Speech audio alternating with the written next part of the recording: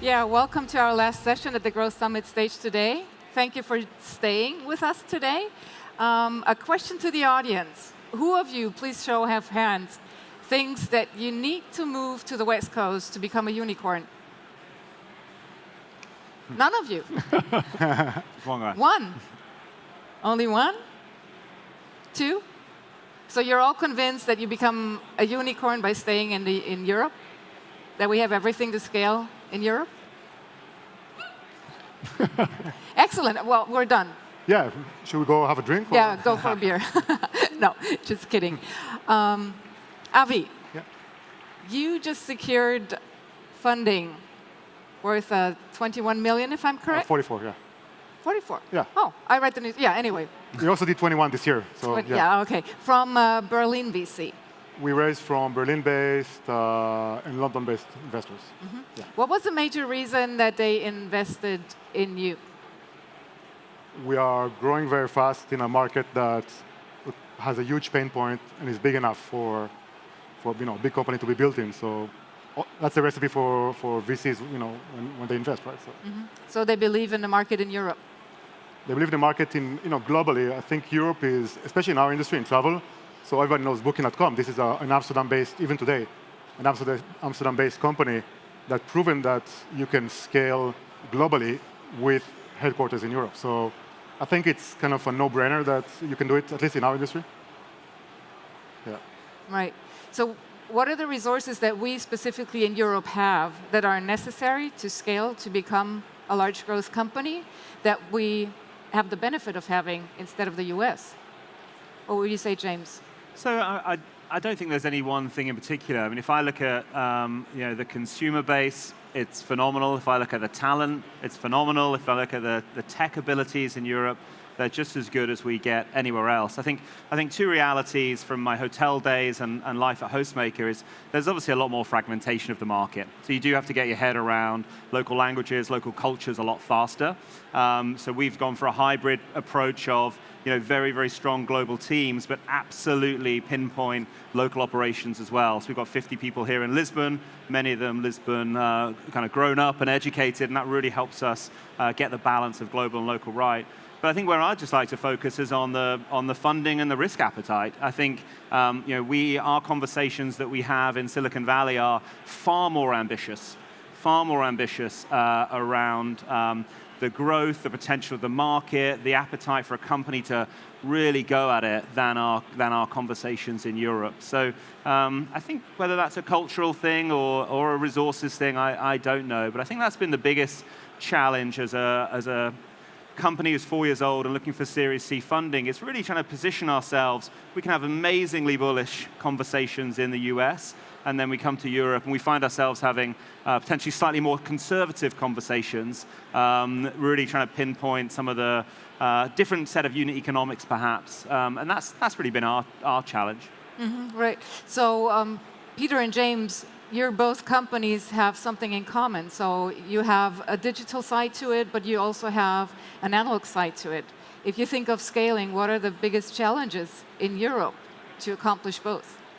Yeah, so you're right. We have a distinctly physical layer to our business, connecting to grubby engines and batteries and pumps and industrial equipment all over the place, in factories and basements all over the place. Now, there is a savior in our world, which is a lot of that, especially the new equipment being deployed, is kind of smart ready. It's not quite smart, but it's sort of smart ready. It's able to be communicated with, talked to, controlled, dispatched. So there's beginning to be a hose of data you can tap into, as well as the industrial controls. But yeah, historically it was just hugely fragmented, dumb physical layer that you somehow have to get access to.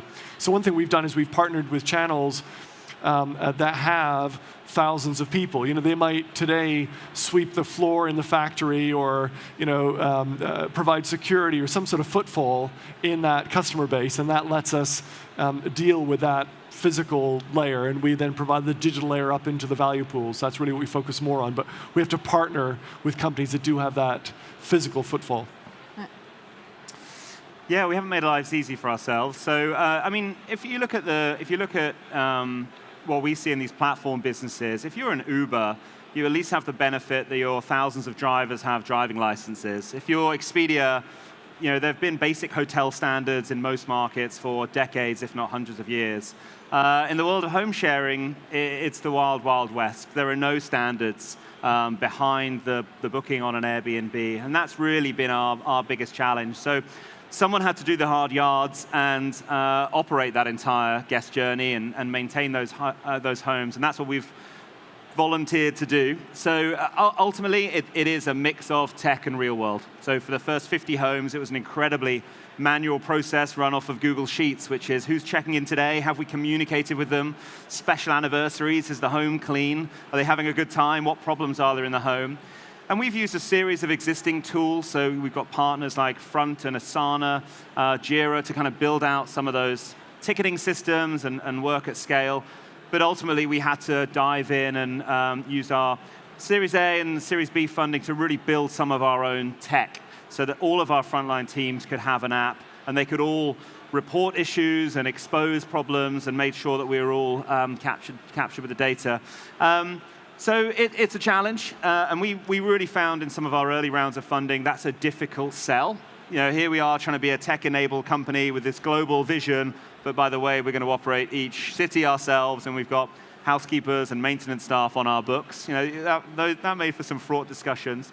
But I think where we're at now in Series C is really painting the vision, which is that, sure, we want to control our tier 1 cities like the Bangkoks and Lisbons and Barcelonas of the world, just like a Marriott would be more hands-on.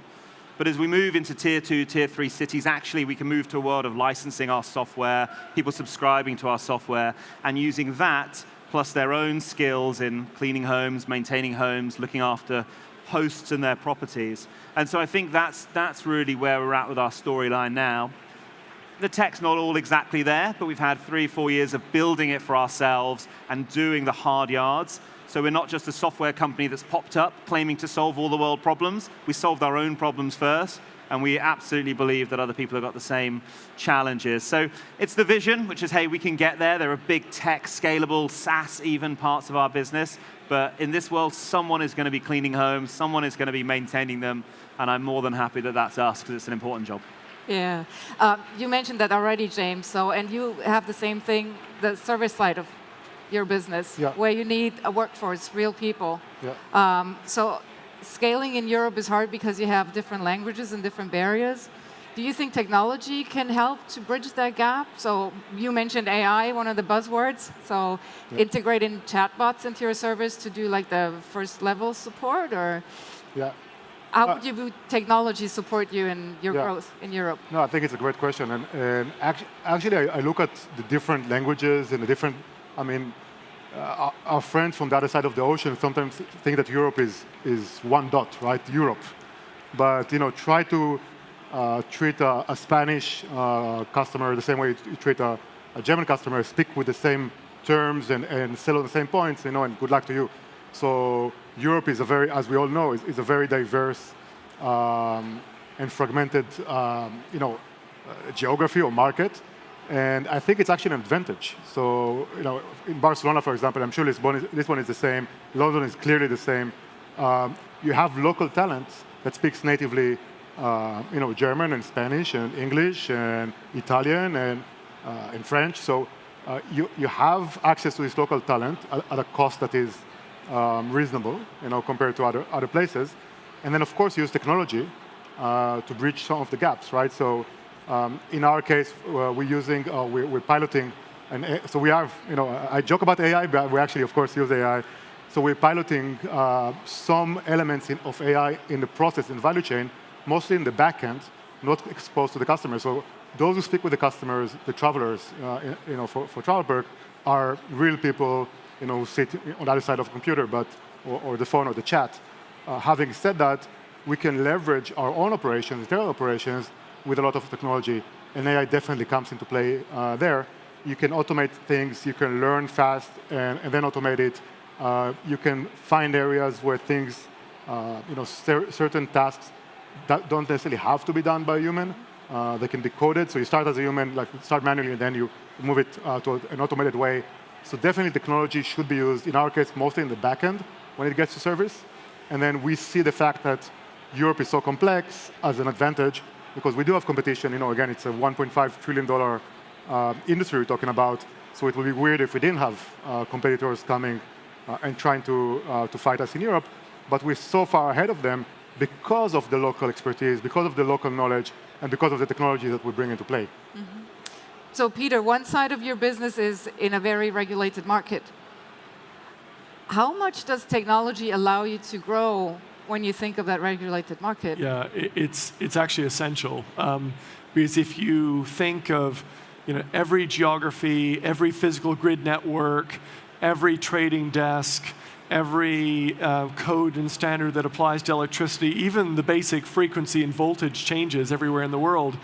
Japan has one side which is at 50 hertz, another side is 60 hertz, and that's one country, right? It's that big, the fragmentation in certain areas. So technology is essential to parameterize that problem, to abstract away the specifics. Otherwise, the mathematics just grinds to a halt. So you need to find your tricks, find the ways of describing what looks like a hideously complex set of regional variances and build an approach which at some level makes it all look the same. And luckily you can do that. I mean, electrons are the perfect commodity, right? They're literally identical everywhere in the world. But yeah, the local regulation, the local market structure, the local physical infrastructure grid, the local physical asset mix is different. But if you can harness the kind of layers above that complexity to make it all look the same at one point, then you can create a true machine which scans across all that complexity and then solves that real time. Whereas if you're stuck in a bit like a legal contract, yes, our legal contracts are all quite specific for a customer, but the technology solution abstracts away that complexity. James, looking at your business, I would suspect that there's a bigger gap between technology and the personal side. Yeah, I mean, just listening to some of the comments, I completely agree. So I've been in travel for more than 10 years, and it's a three-sided problem. People book in one country, they stay in another country, and then they're serviced by staff from potentially a third country. So the coming together of cultures and languages is everywhere in travel. And we don't have the magic bullet, but I would much rather the DNA of our business be in Europe, where I'm solving that problem from day one, than in the US, where I may only wake up to that problem, 4 years, 5 years down the line. So we have tackled it probably with people before tech. We can do basic translation. Our partners like Airbnb and Booking.com and Expedia obviously take care of a lot of that language on the website. But we've solved it with people. So we've built local teams. We've got over 90 nationalities in a company of 500 people. So Ines, who runs our Lisbon operation, has built a really strong team who understands how people want to work and stay in Portugal. That's enabled by a global team in reservations and tech who have got that global mindset of bringing where the demand's coming from, how to best service it. And it's that creative tension that kind of gets us to the best decision. But yeah, we do a little bit of work around AI and some cool buzzwords, but we throw that stuff at our pricing, to be honest. I'd much rather have hour by hour pricing adjustments to optimize returns. And for now, even at 6,000 check-ins a month, we can still solve a lot of the cultural travel challenges with the people we've got. Yeah, I would suspect that. So if you look at the product that you have, it's mostly unique. All the homes are unique. So Yep. And AI, a technology like AI, can support if you have a task that's recurring. There are questions that are kind of basic. Travel questions that your customers might have.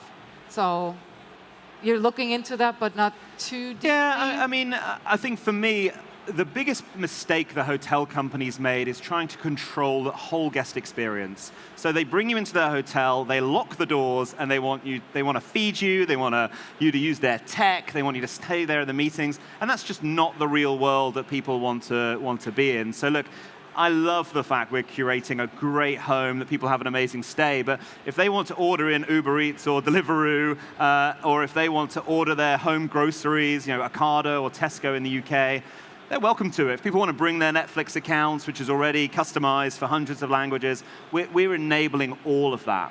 We're enabling all of that. So I think letting go of some of that, not needing to control everything, really honing in on what you're good at and thinking about where to apply your effort. That was our big lesson. And if we were here trying to create the whole guest experience, then it would be in trouble. I'd much rather say someone came into our home and brought with them TripAdvisor or one of these great itinerary tools that's taking off so they can have a great stay, hit all the attractions, have an effective trip, than me sit here as a 4-year-old startup and say, I'm going to try and get that right as well. Like, I'd much rather they had a kind of bring your own device policy, bring your own software policy. Those guys can translate, and those guys can apply AI.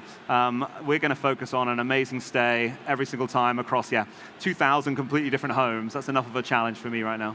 Absolutely. So would you say that you focus rather on ensuring sustainable business models over a hyper-growth or growth at any rate? Question to all three of you. We actually are fortunate that we have investors actually from Europe, but also from the US. And I think something that was very important for us when we chose our investors was to make sure we're on the same page around what's more important right now, what's important in a year time, 2 years, 3 years. And for us, it was always about growth. So, maybe we're also in a space where it's kind of clear that you can make money, right? Business travel, it's kind of clear that people, companies will pay for a great solution. So that's also a reason why people were not so worried about monetization day one, and growth was more important. Another reason is because of this, this kind of huge size of this industry. We're talking about over 1.5 trillion globally spent on business travel, with the biggest player, American Express, only owning 2.5% market share, right? So this is the biggest player. They only have 2.5% market share. In the consumer side, on the leisure side, we have companies like Booking.com or the Booking group that does something like 10% of the total hotel stays now online. Still pretty small, but of course 4 times bigger than the equivalent, largest market shareholder in business travel. So if you're not focused on growth, you will end up optimizing yourself to death. You'll be a really good, efficient money-making machine that makes very little money. So we are very clear. We were very clear when we raised the funds. Very clear now that our first and most important goal is growth. Sustainable growth, very low churn, actually negative churn. We do generate positive contribution margin on every transaction, so it's not throwing money, selling something for $1 that you buy for 1.1, right? That way around. But still, we're very happy with relatively small margin as long as we're growing 7 and 8 times year on year. That's what's more important for us. Right. And how's that with you, Peter? Yeah, it's a really interesting interplay where for us, growth is only good because actually that scale then gives you an option to make money in different ways if the market conditions change. So for example, in the world of energy, money is made either in the physical infrastructure layer, managing capacity, for example, in pipes and wires, or in the actual flow of energy through trading desks and chasing volatility, or actually in the buying and the selling as a utility company. And actually it shifts around. So if you get big as a company and you're in a lot of the scale, and maybe you're specializing in a time-based value, but then actually the value shifts to the grid edge and local constraints or where the real money is. Well, if you're big and you're at scale, then actually the resilience in those returns is incredible because the value simply shifted from here to there, but the tool provider, the platform itself, just keeps on trucking. And maybe one trader has a quiet year, but actually that local grid operator, has a solution they need. So that's the way we think about growth is good because it gives you then the ability to financially pivot, not strategically pivot. And that's the nature of energy, actually. The money is made in fundamentally different ways, and it's going to keep changing because the new normal is far from clear in this energy world. So. Okay, thanks. So one last question to the panelists here. What would make you move to the US to grow? So for us, headquarters, not just the local. Yeah, okay, you got me. I was going to say that. No, I think we're good here. I think we're good in Barcelona as headquarters. I don't see any. Maybe if we stopped growing and the challenge was Europe or even Spain is what's blocking us. Maybe that's a good enough reason to move to the US.